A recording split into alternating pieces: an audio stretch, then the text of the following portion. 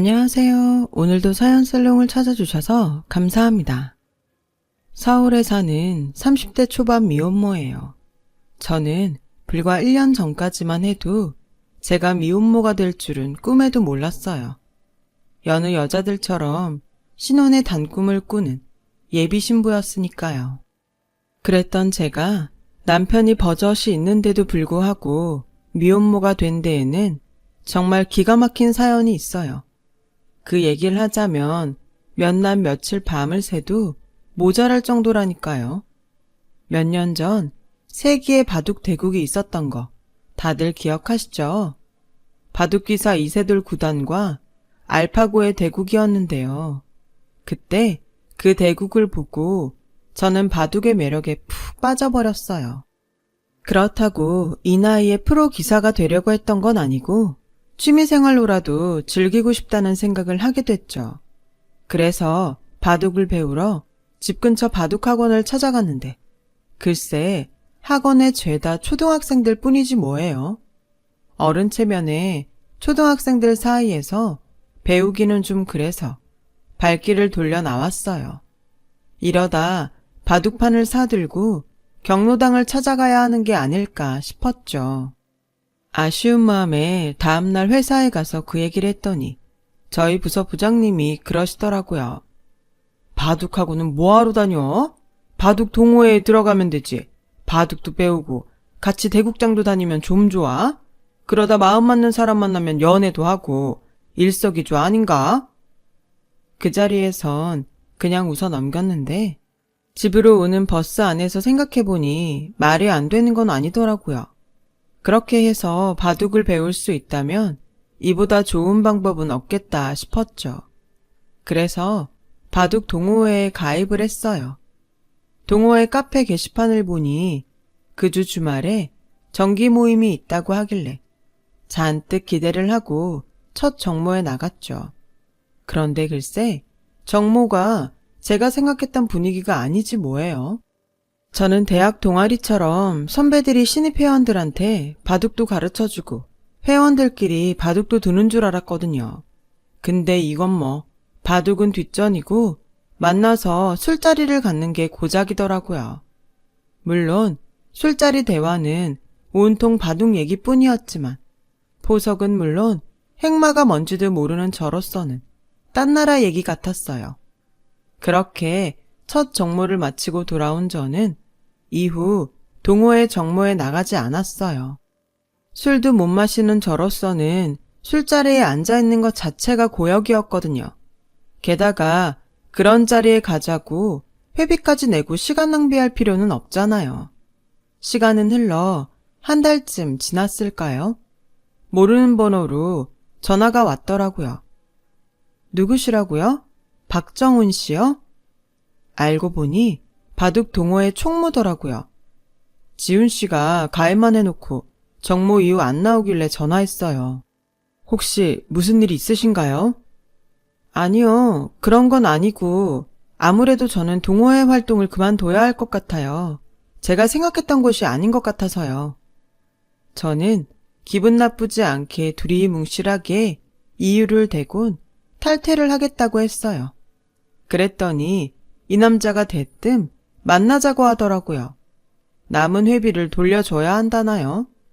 얼마 되지 않는 돈이라서 됐다는데도 그럴 순 없다며 굳이 만나자며 저희 집 근처까지 오겠다는 거예요.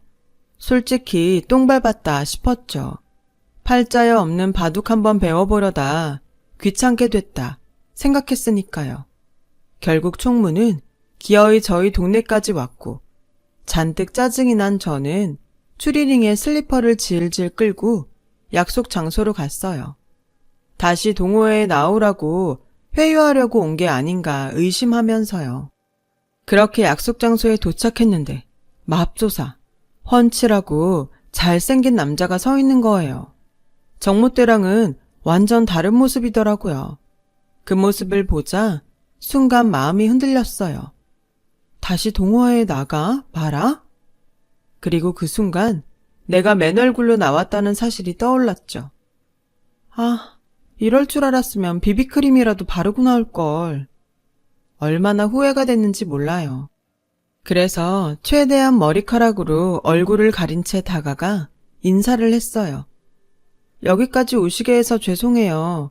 괜히 제가 귀찮게 해드렸나 봐요. 아니에요. 제가 오겠다고 한 건데요, 뭐. 그나저나 화장기 없는 얼굴이 훨씬 예쁘시네요. 남자가 수줍게 웃으며 말했어요. 빈말이라도 예쁘단 소리를 들으니 기분이 좋긴 하더라고요. 그래서 그냥 돌려보내려던 마음을 바꿔 근처 카페로 들어갔어요. 카페에 앉아서 얘기를 나눠보니 총무도 동호회 분위기가 마음에 안 드는 모양이더라고요. 바둑 좋아하는 사람들과 만나 바둑도 두고 바둑 이야기도 나누려고 가입한 건데 어느 순간부터 술판으로 변했다고요. 그래서 제가 왜 그만두려고 하는지 대충 알 것 같다나요? 그때까지도 저는 속으로 동호회에 계속 나갈까 말까를 망설이고 있었어요. 그런데 그때였죠. 저 혹시 괜찮다면 제가 바둑을 좀 가르쳐 드릴까요?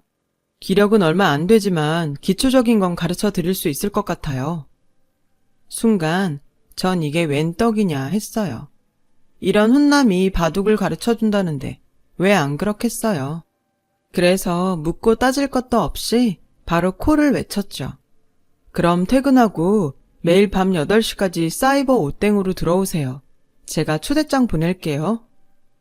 그렇게 해서 저는 훈남 동호회 총무한테 바둑을 배우게 되었어요. 처음엔 돈 받고 하는 게 아니라서 대충 가르쳐주지 않을까 했는데 웬걸? 화전부터 포석, 행마, 사활까지 엄청 꼼꼼하게 가르쳐주더라고요. 채팅창으로 설명을 해주고 바둑판에 그때그때 실현을 해주는 방식이라 책으로 배우는 것보다 훨씬 진도도 빠르고 이해도 잘 되었어요. 그렇게 3개월가량 하루도 안 빠지고 저는 그에게 바둑을 배웠어요. 저도 사람인지라 사심이 발동해서 종종 채팅창에 개인적인 걸 물었고 그건 그 역시도 마찬가지였죠. 바둑 강습을 빙자한 채팅 연애나 다름없었어요. 아무튼 그러는 와중에도 제 기력은 꽤 많이 늘었고 그와 바둑을 둘 수 있는 수준까지 되었어요. 상대에 대한 마음은 그보다 더 커졌고요.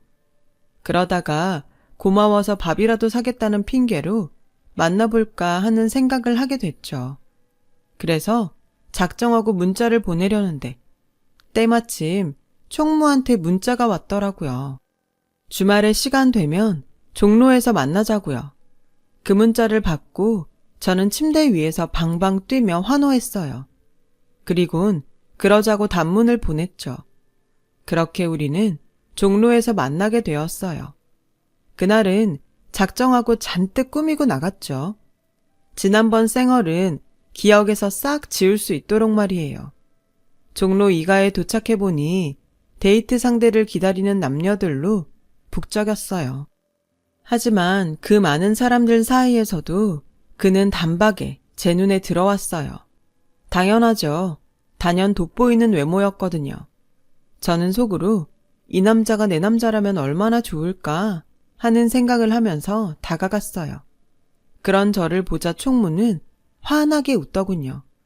그 미소가 정말 좋았어요. 총무는 저를 보자 대뜸 손을 잡더니 어디론가 데리고 갔어요.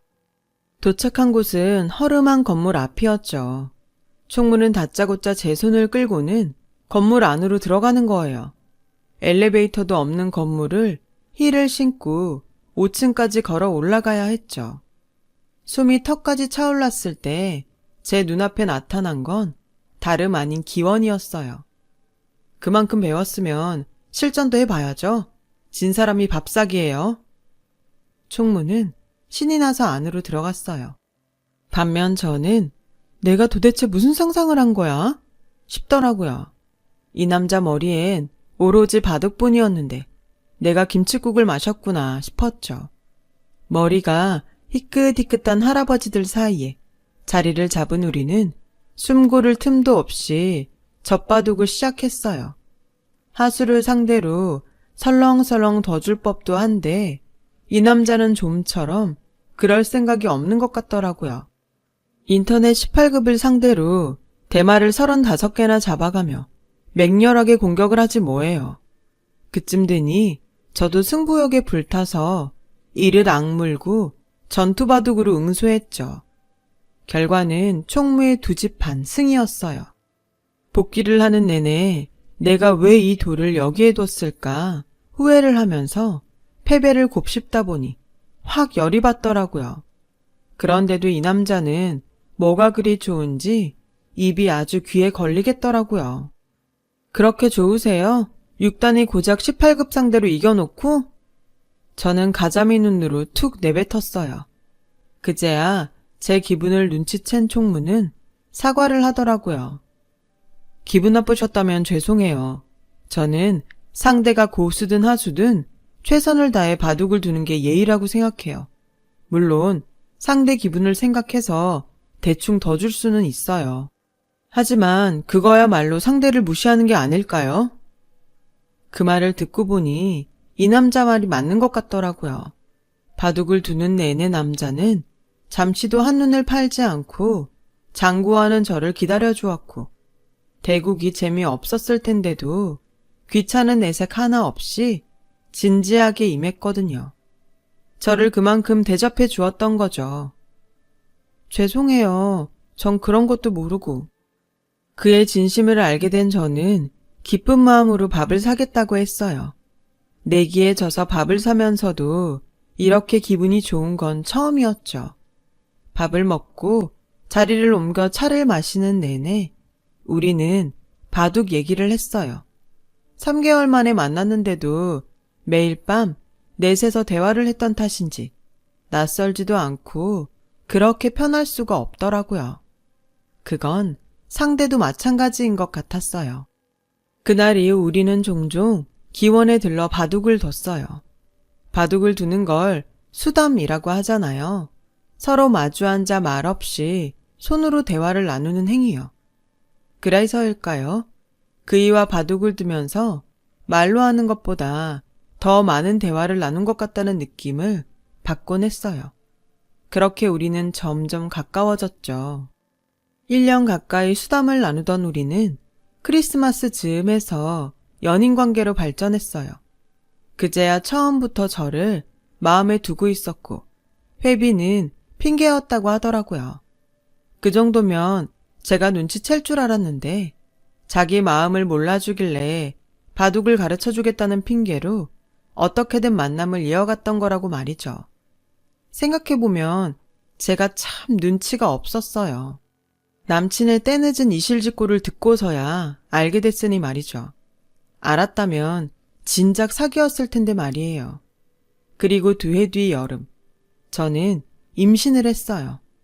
아직 본격적으로 결혼 얘기가 나오기 전이라 임신 테스터의 빨간 2줄을 보곤 살짝 겁이 나긴 했지만 이 남자라면 책임감 없이 외면하진 않을 거란 생각이 들기도 했어요.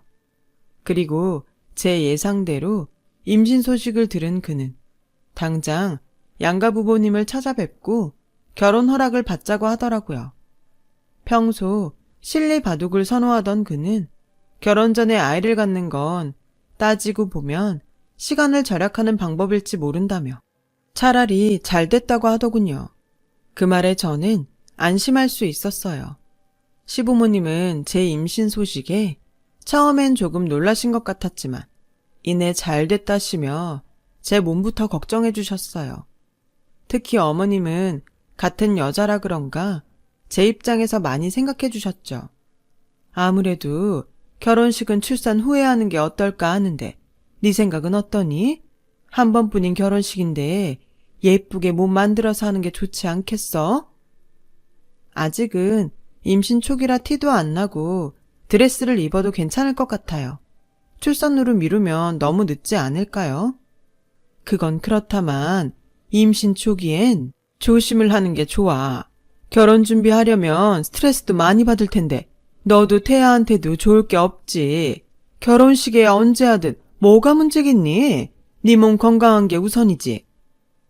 그때는 그 말이 따뜻하게 들렸어요. 비록 내 부모님은 아니시지만 나를 친자식처럼 생각하시는 분이구나 생각했거든요. 능구렁이 같은 속내를 모른 채 말이죠. 친정 부모님께 어머님 뜻을 전했더니 맞는 말씀이라시며 식은 출산하고 천천히 하자는데 동의하셨어요. 그렇게 우리 부부는 결혼식을 미룬 채 남편이 살고 있던 전셋집에 저희 쪽에서 혼수를 채워서 바로 신접살림을 차리기로 했어요. 자기야, 식은 미룬다 쳐도 혼인신고는 먼저 해야 하지 않을까? 그래, 혼인신고서만 작성해줘. 보증인도 필요하니까 나머진 내가 알아서 할게. 당신은 신경 쓰지 마. 임신한 저를 대신해서 혼인신고와 의료보험은 남편이 처리하기로 했어요. 그래서 다음날 제가 신경 써야 할 부분만 채워서 남편한테 혼인신고서를 주었죠. 그렇게 결혼에 필요한 일들을 처리하고 우린 신혼생활을 시작했어요. 남들은 결혼 준비로 스트레스도 많이 받고 싸우기도 많이 싸운다는데 저희 부부는 그런 트러블 없이 정말 순조롭게 모든 일을 끝냈어요. 이제 남은 건 회사 일을 정리하고 태교에 힘쓰는 것뿐이었죠. 임신 5개월 차에 들어서자 몸도 예전과 다르고 입덧이 심해서 저는 계획보다 일찍 퇴사를 하게 됐어요. 제가 맡고 있던 업무가 사무실보다는 외부에서 진행하는 일이 많아서 몸에 무리가 많이 갔거든요. 대학 졸업 후 처음 들어갔던 제 첫 직장이었기에 퇴사하는 날 눈물이 많이 났어요. 다닐 땐 그렇게 지긋지긋하던 이곳을 영영 떠난다니 마음이 허전하더라고요. 그래도 인생의 반려자를 만나 새로운 인생을 시작하는 거니 이런 이별이 나쁘지만은 않다고 스스로 위로를 하며 사원증을 반납하고 짐을 챙겨 나왔어요. 퇴사 후에는 집안 살림과 태교에 힘쓰며 사회생활을 시작한 이후 가장 여유로운 시간을 보낼 수 있었어요. 그렇게 시간은 흘러 드디어 출산이 코앞에 닥쳤어요. 저는 언제 진통이 올지 몰라서 미리 목욕을 해두고 짐가방도 싸두었죠. 그리고 드디어 그날이 되었어요. 아침에 남편 출근 준비를 돕고 있는데 이슬이 비치더라고요. 그래서 그 길로 남편 차를 타고 평소 다니던 산부인과로 향했어요. 병원에 도착해서 친정엄마한테도 연락을 드렸고요.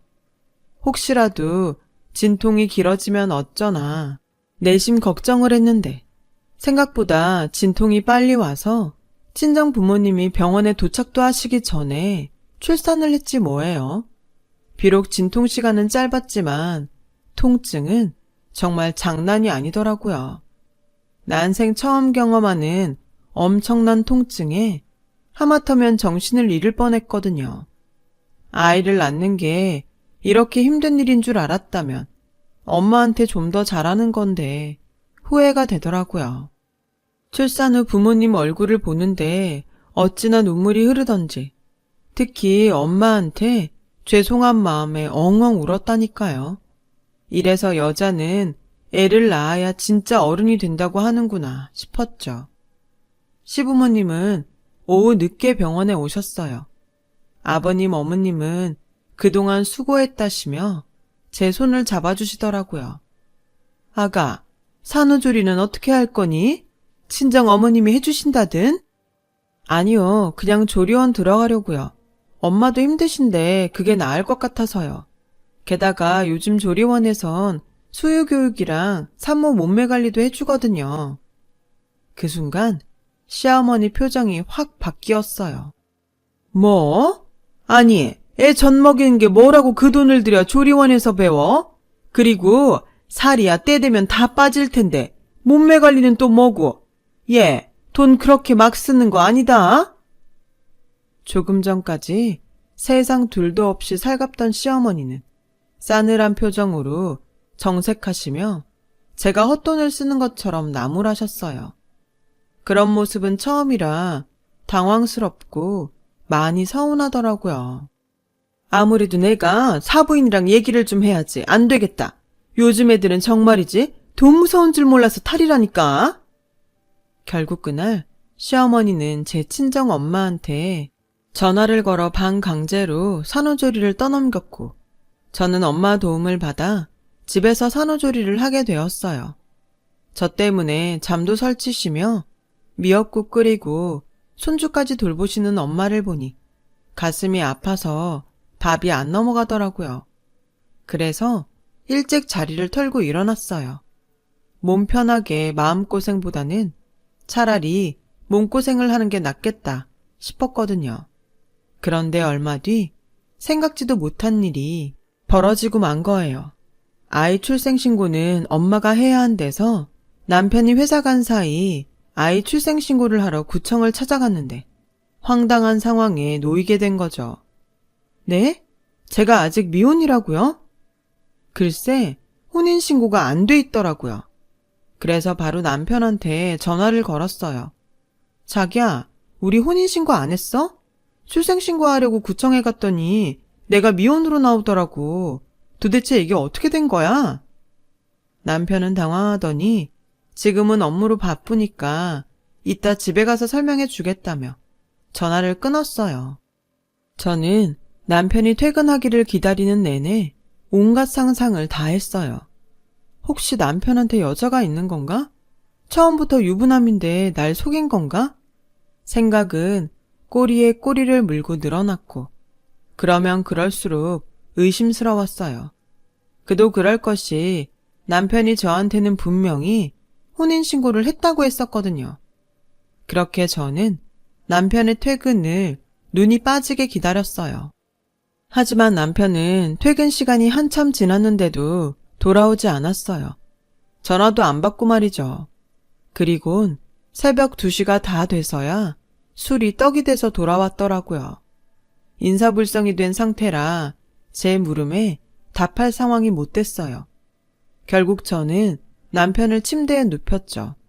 차라리 내일 아침에 정신이 돌아오면 그때 묻자 생각했어요. 그리고 다음날 아침 저는 남편을 흔들어 깨웠죠. 그리곤 혼인신고를 안 한 이유를 물었어요. 그런데 그 대답이 정말 기가 막혔어요. 깜빡했어. 아니, 깜빡할 일이 따로 있지. 어떻게 혼인신고를 깜빡해요? 게다가 왜 거짓말까지 하냐고요. 정말 이해가 안 가더라고요. 그래서 제가 가서 혼인신고를 하겠다고 했더니 우물쭈물 거리다 그러는 거예요. 그거 꼭 해야 돼?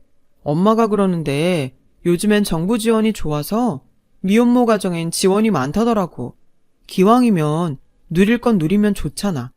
우리 실리적으로 생각하자, 응?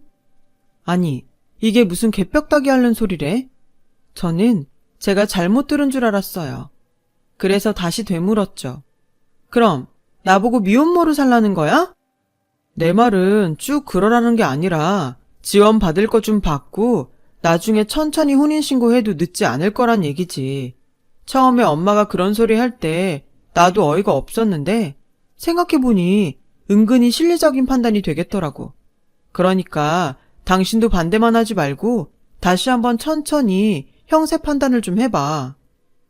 이 미친 인간은 지 아들을 미혼모 자식을 만들라며 저를 설득하지 뭐해요. 너 아주 미쳤구나. 넌 네 아들을 두고도 실리를 따지니? 왜? 그럴 거 차라리 부잣집으로 입양을 보내라 그러지. 따지고 보면 그게 더 실리적인 거 아니야? 어떻게 아빠란 인간이 이럴 수가 있냐? 네가 그러고도 사람이니? 너도 그렇고 자기 손주 미혼모 자식 만들라고 한 네 엄마도 똑같아. 어디 이런 개 막장 같은 인간들이 있어? 나 더 이상 너 같은 인간이랑은 못 살아. 어차피 네 호적에도 없는 아들이니까 엄마인 내가 데리고 살 거야. 넌 잘난 네 엄마 말 듣고 잘 살아봐. 그 길로 저는 짐을 싸들고 집을 나왔어요. 막상 나와보니 애를 데리고 갈 곳도 없더라고요. 그래서 하는 수 없이 친정으로 향했어요. 집에 도착해 엄마를 보자 울음부터 터져 나왔죠. 그리곤 좀 전에 있었던 일을 모조리 부모님께 털어놓았어요. 부모님은 기가 차서 말문이 막히셨죠. 엄마는 손주를 끌어안고 눈물을 흘리셨고 아빠는 연신 땅이 꺼져라 한숨만 뿜어대셨어요. 그날 밤 남편은 퇴근 후 저희 집으로 찾아와 배를 눌렀고 엄마는 물바가지를 뿌리며 욕을 퍼부으셨어요. 아빠는 단호하게 돌아가라고 하셨죠. 결국 남편은 제 부모님 기세에 눌려 발길을 돌려야 했어요. 그날 이후로도 남편은 제게 계속 전화를 했지만 받지 않았어요. 그리고 며칠 뒤 아빠가 안방으로 저를 부르시더라고요. 땅 문서를 내주시며 물려줄 일정 부분을 오빠들 몰래 제 명의로 돌려놨으니 간직하고 있다가 필요하면 팔아서 쓰라고 하시더라고요. 아빠는 마음을 굳히신 모양이었어요. 딸을 미혼모로 살게 하더라도 다시는 그 집 식구로 살게 하지 않겠다고 말이죠. 그리고 며칠 뒤 시부모님과 남편이 저희 집으로 쳐들어왔어요. 손주 찾으러 왔다고 하더군요. 어면이 내 아들 자식인데 누구 맘대로 애를 데리고 갑니까? 싫다고 집 나간 며느리는 필요 없습니다. 내 손주만 내놓으세요. 여자가 혼자서 무슨 애를 키운다고? 직장이 있습니까? 막말로 돈이 있어? 돈도 없는 게 어줍잖게 모성애 펼칠 생각 말고 실리를 따져봐. 대책은 있니? 괜히 법정에서 망신당하지 말고 좋게 말할 때 내놓는 게 좋을 겁니다. 시어머니는 사과는커녕 뻔뻔하게 제 아들만 데려가겠다고 하더라고요. 누가 돈이 없어요? 재산으로 치면 제가 어머님 아들보다 몇십 배는 더 있을걸요?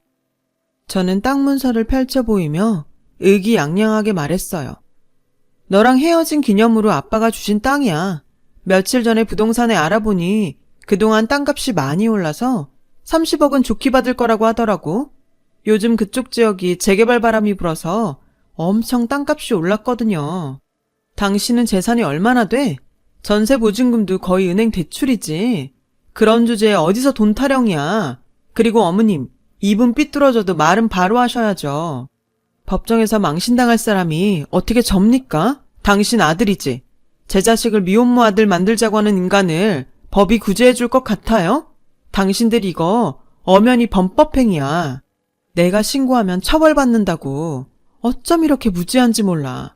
바둑 형세 판단은 잘하는 사람이 어떻게 자기 인생 형세 판단은 안 되니? 그렇게 실리적인 거 따지더니 뭐가 실리적인지 판단이 안 돼? 지금 당신들은 납작 엎드려 싹싹 빌고 쥐 죽은 듯이 조용히 사는 게 상책이야. 어딜 와서 까불어 까불긴. 어차피 안 살기로 작정한 김에 참았던 말을 다 쏟아냈어요. 그런데 이 인간들이 뭘 잘못 먹었나 누나를 막 굴리더니 갑자기 제 손을 끌어잡고는 눈물씩이나 흘리는 거예요. 황당해서 기도 안 차더라고요. 아가, 내가 너한테 몹쓸 짓을 했구나. 내가 잠깐 노망이 들었었나 보다. 우리 애가 무슨 잘못이 있겠니? 철없는 애미가 고집을 부리니 그저 장단이나 맞춰준 것을. 그러니 마음 풀고 용서해다오. 미워하려거든 날 미워해. 내 아들이 무슨 죄겠니? 그러니 지난 일은 모두 잊고 못 치른 결혼식 제대로 치르고 다시 시작하렴.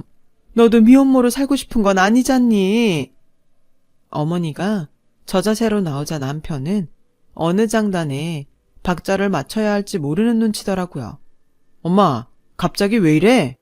이 사람이 임신했다니까 결혼식 안 하고 넘어갈 수 있다고 좋아하더니 무슨 결혼식? 어차피 돈벌이도 못한다고 헤어지라며. 나보고 어쩌라고 자꾸 말을 바꿔? 아, 난 몰라. 엄마가 알아서 처리해. 이놈 새끼야. 지금 30억이 눈앞에서 날아갈 판인데 이혼은 왜 해? 아우, 그 머리로 어떻게 살아갈래? 이런 것까지 엄마가 설명을 해줘야 돼? 그제야 남편은 형세 판단이 섰는지 미안한 표정으로 저를 바라보더군요. 어찌나 가증스럽고 치가 떨리던지 저는 방으로 들어가 우리 애 똥기저귀를 들고 나왔어요. 그리곤 남편 얼굴에 팍 던져버렸죠. 쇼하지 말고 당장 나가. 니들한테는 우리 애 똥기저귀도 사치야. 좋게 끝낼까 했는데 당신들 꼴을 보니 인간이 되긴 글러먹은 것 같아. 안 되겠네. 집에 가서 기다려. 사실혼 관계에 따른 위자료 청구랑 혼인신고도 없이 정부 보조금 사기치려고 했던 것까지 모조리 고발해서 소장 보낼 테니까 쓰레기만도 못한 인간들 평생 변치 말고 지금처럼 똑같이 살아, 쓰레기들아. 저는 남편과 시어머니를 내쫓았어요. 그리고는 변호사를 찾아가 위자료 청구와 친권과 양육권에 대한 상담을 했어요. 그 밖에 경찰의 사기건으로 남편과 시어머니를 고소 고발했고요. 행복한 산모에서 하루아침에 미혼모가 된 저는 여전히 친정에 머무르고 있어요. 부모님께서는 아이가 클 때까지 같이 살자고 하시는데 그건 좀 생각을 해봐야 할 것 같아요. 언제까지고 부모님께 기대서 살 수는 없으니까요. 그리고 아빠가 주신 그 땅은 원래대로 오빠들과 공평하게 나눠 가질 생각이에요. 혼자 된 딸을 걱정하는 부모님 뜻은 잘 알지만 그래도 한 거 없이 혼자 먹으면 체할 것 같거든요. 사실 전 남편과 시모가 찾아왔을 때도 땅 자랑할 생각은 없었는데 하도 막말을 해대길래 홧김에 지른 건데 그걸 이렇게 모자가 덥석 물 줄은 몰랐네요. 하여간 그 덕에 결혼식 비화며 남편이 마마보이였다는 걸 알게 됐으니 이것도 돈의 힘이라면 힘이겠죠. 숫제 구멍 속에 빠졌던 인생은 구했는데 앞으로의 인생은 좀 걱정이에요. 아무래도 아이와 둘이 살아갈 일이 걱정은 되거든요. 그렇다고 절망적이기만 한 건 아니에요. 저는 아직 젊고 부모님 덕분에 땅도 있으니 형세가 그리 불리하지만은 않으니까요. 그래서 애 낳을 때 그랬던 것처럼 마음 독하게 먹고 다시 시작해보려고 해요. 세상에서 가장 강한 건 역시 엄마니까요. 힘내서 또 살아보겠습니다. 여러분도 저도 모두 화이팅입니다. 여러분, 사연 댓글에 응원과 현명한 조언 부탁드려요. 좋아요와 구독은 저에게 큰 힘이 됩니다. 오늘도 좋은 일 가득하세요.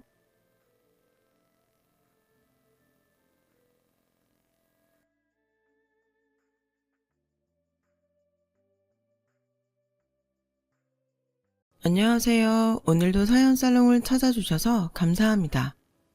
9살 아들을 키우는 40대 이혼한 여자입니다. 저는 어릴 때부터 글쓰기를 좋아했어요. 다른 아이들은 죄다 나가서 놀 때 저는 이상하게도 그런 건 하나도 재미가 없었고 책을 보거나 혼자 습작을 하는 것이 훨씬 재밌었어요. 그래서인지 어릴 때 저는 남들보다 글쓰기를 잘해 상장도 많이 받았고 부모님은 물론 선생님들도 저에게 항상 우리 주인은 커서 글 쓰는 사람이 되면 되겠다 라고 말씀하곤 하셨죠. 어린 마음에도 주변의 기대를 한몸에 받는 기분이 나쁘지 않았고 제 스스로도 저라면 잘할 수 있을 거란 자신감이 넘쳐 흘렀더랬죠. 저는 대학에 진학해 국문학을 전공했어요. 학교를 다니면서 매년 신춘문예에 작품을 냈고 그뿐만 아니라 여러 공모전에도 꾸준히 작품을 냈어요. 하지만 이상하게도 늘 자신만만해서 완성한 저의 작품은 당선을 비껴나갔어요. 주변에서는 저를 위로하기 위해서인지 천재가 아니고서야 어린 작가의 작품이 당선의 문턱을 넘긴 어렵지 않겠냐고 이야기하더라고요. 제 스스로 저를 너무 높이 평가해서일까요? 그 말이 하나도 위로가 되지 않았어요. 그렇게 어느덧 저는 대학교 4학년이 되었고 끝까지 작가가 되겠다는 꿈을 포기하지 못한 채 친척분의 소개로 증권회사에 취업을 하게 되었어요. 마음 같아서는 집에서 글 쓰는데 올인하고 싶었지만 대학 졸업하고도 취업을 하지 않으면 부모님이 걱정하실 게 분명하기 때문에 일단은 남들처럼 직장인이 되었죠. 마음 한편에는 여전히 글을 쓰고 싶다는 생각이 많았는데 저희 이런 마음을 엄마는 아셨던 걸까요? 저희 엄마는 내키지 않은 출근을 하는 저에게 이렇게 말씀하셨어요. 엄마는 네가 나중에라도 꼭 좋은 작가가 될 거라고 믿어. 지금은 좋은 작품을 쓰기 위해 많이 경험할 때야. 남들처럼 돈도 벌어보고 연애도 하고 여행도 하고 그리고 나중엔 결혼해서 네 애도 낳고 그럼 그 경험들이 다 녹아서 분명 좋은 글을 쓸 수 있는 작가가 되지 않겠니? 그러니까 너무 실망하지 마, 우리 딸. 엄마라는 존재는 자식의 말을 하지 않아도 어떤 고민을 하는지 알아차릴 수 있는 게 분명해요. 저는 엄마의 말을 듣고 긍정적으로 생각을 바꿨어요. 글이라는 게 사람이 쓰는 건데 엄마의 말처럼 제가 너무 생각이 짧고 경험이 짧으면 그만큼 제 글은 어린 아이의 글이 될 게 뻔했으니까요. 그 후 우울한 마음을 완전히 벗자 생각하고 직장 생활에 최선을 다했어요. 제가 경험한 것들이 나중엔 다 녹아서 제 작품에 쓰일 거라고 생각하니 세상이 온통 제 교과서 같았죠. 그렇게 직장 생활을 한 3년 정도 하던 어느 날이었어요. 그 당시 저는 제 일에 막 재미를 붙였을 때였는데 그간 출근하며 종종 지하철에서 보던 한 남자가 처음으로 말을 걸어왔어요. 소설이나 드라마에서나 있을 법한 일에 혼자 가슴이 콩닥콩닥 했어요. 저기 혹시 남자친구 있으세요? 아, 저는 이상한 사람은 절대 아니에요. 얼굴이 붉어져서는 허둥지둥 하던 이 남자는 예상하시는 대로 저의 전남편이에요. 남편은 종종 저를 볼 때면 말을 걸고 싶었지만 괜히 망신만 당할까봐 용기가 나지 않았대요. 그래서 포기하려고 했는데 그날은 이상하게도 저에게 말을 걸지 않으면 후회를 할 것 같은 예감이 들어 뭐에 홀린 듯 저에게 말을 걸었다 하더군요.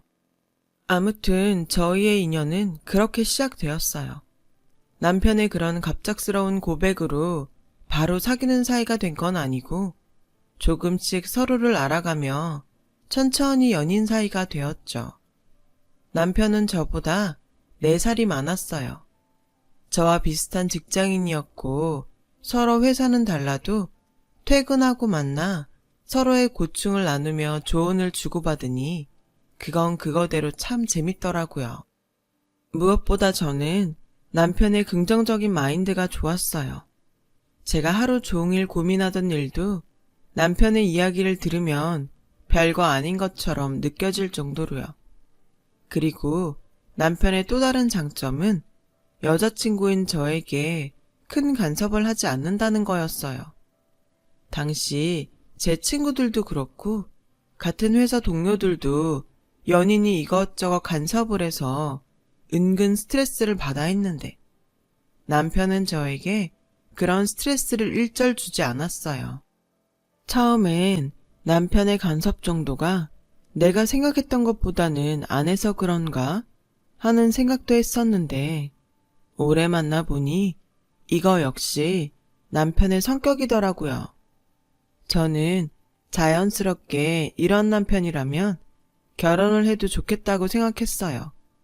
남편은 제가 글을 쓰고 싶어 한다는 것도 이미 알고 있었고 평소 연애하면서 저에게 작은 것에 만족하며 행복하게 살 수 있으면 꼭 맞벌이는 하지 않아도 된다고 말할 정도로 사람이 참 괜찮았어요. 그래서 남편이 연애 3년 만에 프로포즈 해왔을 때 망설일 이유가 전혀 없었죠. 오히려 기다리던 프로포즈였으니까요. 연애하면서 평소 대화를 많이 한 저희는 서로 집 형편이 비슷하다는 것도 미리 알고 있었고 그래서 특별히 양가가 부딪힐 일은 없다고 생각했어요. 그런데 시집은 시집이라고 상견례 자리에서 처음 뵙는 예비 시어머니는 이상하리만큼 고개를 빳빳이 들고 저에게 이렇게 말씀하셨어요. 난 여자도 능력 있으면 나가서 벌어야 한다는 주의다. 요즘 같은 세상에 남녀 구분하며 일하는 것도 이상하지 않니? 듣자 하니 요즘은 결혼도 반반 결혼한다더라. 물론 제가 결혼하고 직장을 그만두고 집에 있겠다고 생각한 건 아니었어요. 하지만 차차 아이가 생기면 집에서 살림하며 글을 쓰고 싶다고 생각했기에 시어머니 말씀이 마음에 걸리더라고요. 그때였어요. 엄마, 우리가 알아서 할게요. 그래, 당신 너무 며느리 시집 오기도 전에 부담 주지 마. 애기 생기면 당신이 봐줄 거야. 그거 아니면 이래라 저래라 하는 거 아니야. 내가 뭐라고 했다고 이래요? 요즘은 다 육아휴직 쓰고 애 키우면서 회사만 잘 다녀요. 안 그러니? 엄마, 요즘은 남자도 육아휴직 많이 써요. 그건 저희가 그때 맞춰서 알아서 할게요. 어머, 남자가 그걸 왜 쓰니? 보는 눈도 있는데. 여보, 이제 그만해. 저희 부모님과 저는 마치 투명인간이 된 듯 남편과 예비 시부모님의 대화를 지켜봤어요. 그러자 저희 아빠는 이대로 두면 안 되겠다 싶으셨는지 나서서 상황을 수습하셨어요. 사돈, 아드님이 아주 현명하네요. 그런 문제들은 아이들 몫으로 남겨두시죠. 안사돈 말씀대로 요즘은 저희보다 애들이 더 잘하고 알아서 하더라고요. 오늘은 반가운 날이니 좋은 마음으로 식사하시죠. 저희 아빠 덕에 상견례의 자리는 잘 마무리되었어요. 하지만 제 마음은 이제부터가 시작이었고 요즘 세상 찾던 시어머니는 혼수 준비하는 저에게 옛날 고리짝 같은 반상기, 은수저까지 모두 다 해오라고 주문하셨어요. 그리고 주변 친척들에게도 이불을 돌려야 한다며 목록을 주시는데 전혀 생각하지 못한 지출이라 당황스러웠어요. 남편은 혼수 때문에 고민하는 저를 보고 당장 자기 어머니한테 전화를 걸어 친척들에게 이불을 돌리실지 반상기며 은수저를 받으실지 고르라고 옆에서 듣는 제가 다 무섭게 말하더라고요. 시어머니는 아들이 벌써부터 자기 마누라를 싸고 돈다며 서운하다고 하셨어요. 결국 시어머니는 당신이 받을 이불 세트와 반상기, 은수저를 포기하고 친척들에게 돌릴 이불만 준비하라고 하셨죠. 이렇게 차이가 나지 않는 집끼리 결혼을 하는 건데도 결혼은 이상하게 여자 쪽이 더 신경 쓸 게 많은 것 같았죠. 그래도 다행스럽게 남편이 중심을 잘 잡아줘서 저는 결혼 준비를 마칠 수 있었고 신혼집은 남편이 대출을 받아 작은 빌라를 구매해서 저희는 그곳에서 신혼살림을 차리게 되었어요.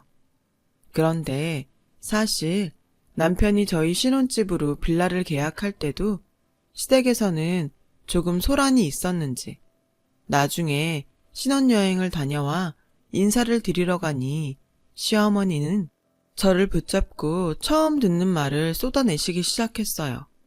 내가 빌라는 살 때부터 손해라고 그렇게 말렸는데 넌 어쩌면 말릴 생각을 못했니? 저는 혼수 문제 말고는 시어머니가 서운하게 생각할 게 없다고 생각했는데 그야말로 마른 하늘에 날벼락 맞은 기분으로 저는 상황 파악을 하고 있었어요. 그러자 시어머니의 말을 남편이 들었는지 저 대신 남편이 나서서 수습을 하더군요. 엄마, 내가 생각이 다 있어서 그런 건데 왜 이 사람한테 그래요? 무슨 생각이 있어? 내가 좀 고생하더라도 아파트 청약 받아서 가라고 했지. 조건이 얼마나 좋은데? 덜컥 집을 사면 어떡해? 엄마, 아파트가 무슨 당첨되면 공짜로 주는 건 줄 알아요? 중도금이며 잔금이며 돈 엄청 들어요. 지금 이 빌라 대출도 저랑 와이프가 다 갚으면서 살아야 해요. 아니, 아파트야 사기만 하면 오를 텐데. 그리고 니들 둘이 벌잖아. 무슨 걱정이니? 그깟 대출금 둘이 벌어 갚으면 되지. 어허, 돈 하나 보태지 않았으면 조용히 해, 이 사람아. 지들이 좋다고 한 걸 왜 뒷북이야? 오히려 난 잘한 것 같다. 남의 집 살면서 이사하면 애는 언제 낳니? 잘했어. 이제 둘이 결혼도 했으니 차차 자손도 보고 니들 즐겁게 살아.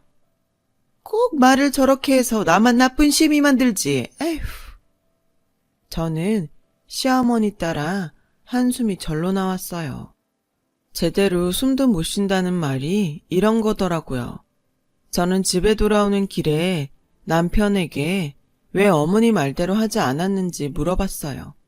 그러자 남편은 지금 우리 집은 내가 벌어서 혼자 대출금 갚아도 충분한데 엄마 말대로 아파트에 가면 나도 자기도 같이 벌어서 내야 하잖아. 당신 글 쓰고 싶다며 그냥 욕심만 내지 않으면 지금 우리 집도 충분히 넓고 좋다고 생각했어. 저는 남편의 말을 듣고 아까 시댁에서 답답했던 속이 시원하게 내려가는 것 같았어요. 그리고 내가 남자 하나는 정말 잘 골랐다 하는 생각이 절로 들면서 남편에게 너무 고마웠어요. 그 순간은 앞으로 평생 이 남자와 소박하고 작은 것에도 만족하며 살아야겠다고 다짐했죠. 그렇게 결혼하고 2년 정도 직장 생활을 더 했고 임신 후 출산에 임박해서 다니던 회사를 그만뒀어요. 그리고 정말 기가 막히게 제가 직장을 그만둔 이후 남편은 완전히 다른 사람처럼 변하기 시작하더라고요. 남편은 현실적으로 생각해 저희 수입이 줄어든 만큼 더 벌 수 있는 회사로 이직을 한다고 했어요. 그 말을 듣는데 어쩐지 좀 미안한 생각이 들었고 그래서 전 너무 무리하지 말고 내가 더 많이 줄일게 라고 말했는데 애도 태어났는데 여기서 더 줄일 게 어딨어. 괜찮아. 내가 더 벌 수 있어. 남편의 말에 고마워해야 하는데 저는 마음이 불편했어요.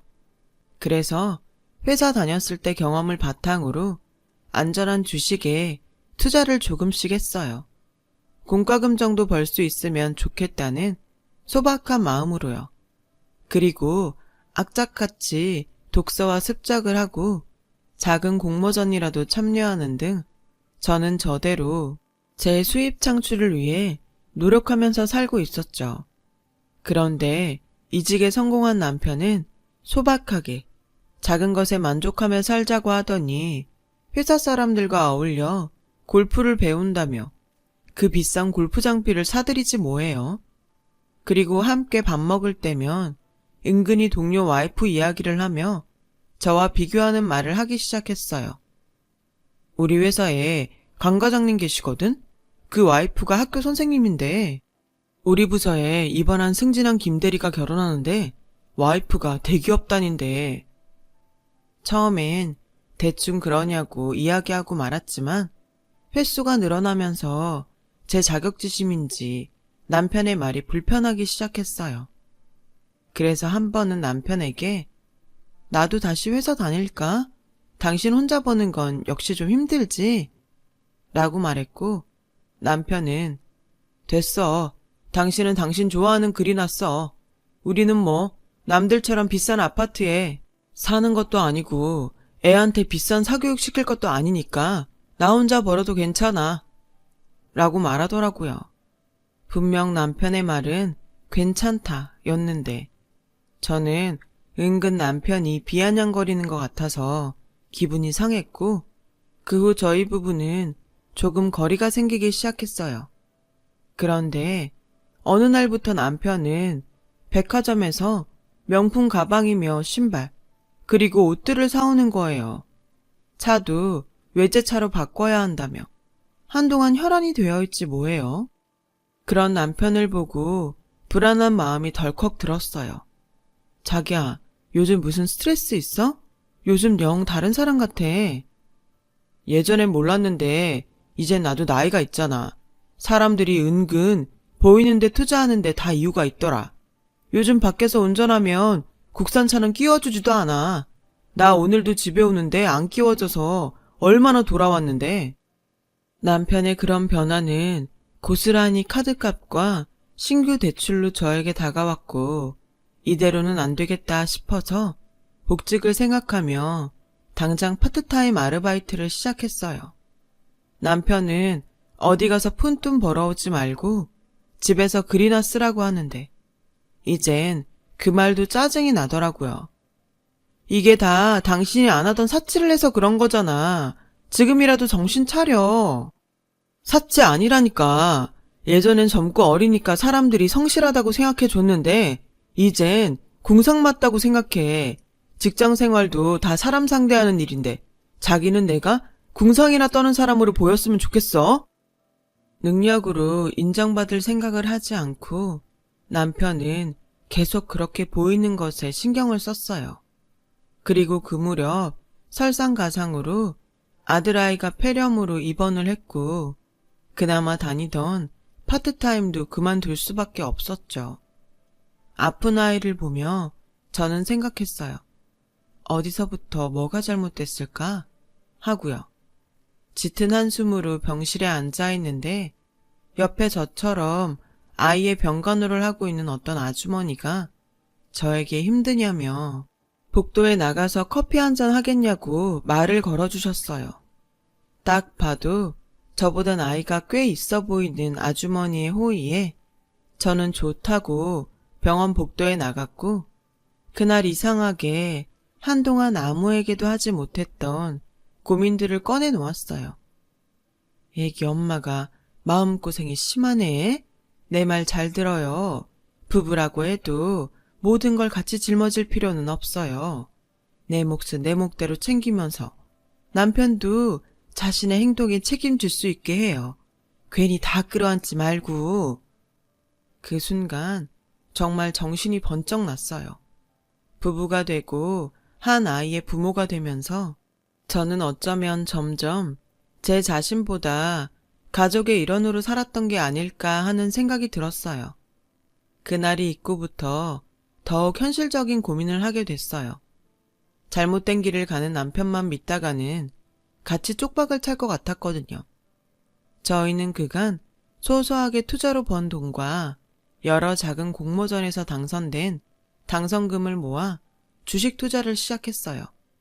물론 아무것도 모르고 초보들이 호기심해하면 큰일이 날 일이지만 저는 직장 경험과 그 분야 지인들도 많아 조금씩 정보를 들을 수 있었고 제 스스로도 공부를 많이 했어요. 제 투자 종목은 효자 노릇을 톡톡히 해주었어요. 그렇게 불안했던 제 생활에 조금씩 숨통이 트이기 시작했고 그런 제 눈에 점점 심해지는 허영심과 남의 눈만 의식하는 남편이 한심해 보이더라고요. 이미 제 앞에 있는 남편은 제가 그토록 좋아했던 예전의 모습은 온데간데 없이 사라졌고 급기야 이런 말까지 저에게 하는 거예요. 영우 교육에 신경을 좀 써. 내년이면 유치원 가잖아. 내가 생각해봤는데 우리도 남들처럼 영어 유치원 보낼까? 영어 유치원? 거기 다닐 돈은 있어? 없어? 내가 그렇게 매달 벌어와 주는데 지금 돈이 없다는 거야? 집 대출금에 당신이 그렇게 좋아하는 외제차 대출금, 거기에 당신 카드값까지 우리 지금 겨우 먹고 사는 거야. 아이씨, 꼭 그렇게 조목조목 말해서 사람 기분을 잡쳐야겠어? 다른 와이프들은 남편 기 죽지 않게 하려고 친정에서 돈도 좀 가져오고 그런다는데 당신은 그 잘난 글만 쓰면서 여태 뭐 했냐? 돈도 안 되는.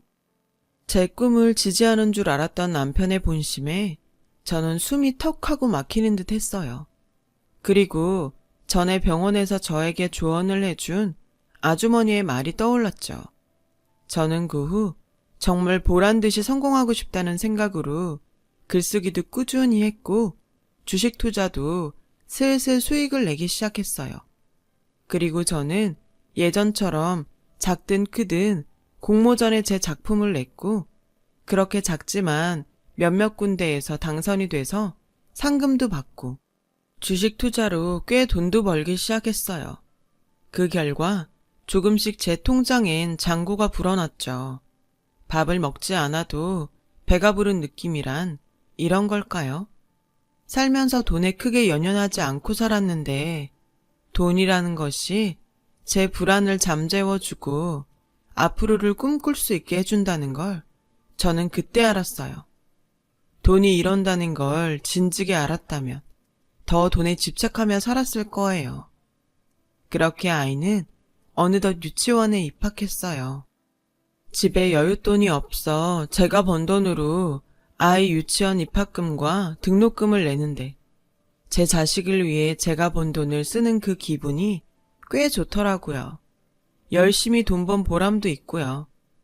이 사실을 절대 알 리 없는 남편은 회사 동료로 보이는 사람과 통화하며 연신 영어 유치원 보냈어야 했는데 그냥 사립 유치원에 보낸다며 남들에게 이상한 허세를 부렸어요.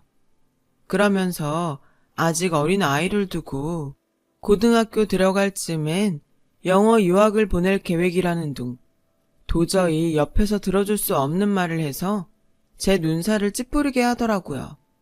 그리고 통화를 마친 남편은 저에게 이런 말을 했어요. 내가 예전에는 정말 생각이 짧았나 봐. 우리 엄마 말대로 이 집 팔고 대단지 아파트로 이사하자. 요즘 애들은 아파트에서 안 키우면 무시당해. 무슨 돈으로 아파트 일 가. 그리고 영어 유치원도 모자라서. 영어 유학? 당신 예전에 내가 알던 사람 맞아? 우리 분명 그때 작은 것에도 만족하며 살자고 했잖아. 다 못 모를 때 얘기지. 우리 영우도 조금 더 커봐. 당장 사람들이 어디 사는지, 아빠 직업이 뭔지, 우리 차가 뭔지 그런 걸 따질걸? 그래서 하는 소린데 당신 그 대도 않는 글 그만 쓰고 일하는 거 어때? 시덥잖은 알바 말고 당신도 공부해서 공무원 할래? 저는 남편의 말에 화가 났어요. 되도 않는다니. 응원까진 바라지 않았지만 남편의 무시에 저는 그날 참 많은 생각이 들더라고요. 그래서 그 다음날 남편에게는 그간 제가 쓰던 가계부를 던져주며 이제부터는 당신이 경제권을 가지라고 말했죠. 찬찬히 가계부를 보던 남편은 표정이 점점 어두워졌고 급기야 가계부를 바닥에 던지며 저에게 화를 내는데 여태 엉망으로 내 돈 다 갖다 써놓고 이제 와서 나보고 하라고? 엉망? 거기에 내가 뭘 썼는데 다 당신이 저지른 거 메꾸고 생활한 흔적이야. 나 어디 나가서 그 돈으로 티셔츠 하나 못 사 입었어. 누가 그렇게 지질이 궁상으로 살래. 적당히 눈치 봐서 안 될 것 같으면 내가 괜찮다고 해도 벌 생각을 했어야지. 당신은 사람이 왜 그렇게 무책임하냐? 우리 회사 와이프들은 얼마나 잘 버는지 알아? 남편한테 명품 서프라이즈도 하고 남자인 내가 봐도 멋있더라. 저는 이 인간에게는 더는 예전으로 돌아갈 기미가 없다는 걸 뼈저리게 느꼈어요. 사람이 변하기도 쉽지 않다고 하더니 남편은 그 반대로 너무 많이 변해버려서 제가 아무리 아이를 위해 이해하고 살려고 해도 도저히 미래가 보이지 않았어요. 그래서 저는 말이 통하지 않는 남편에게 이혼하자고 말했어요.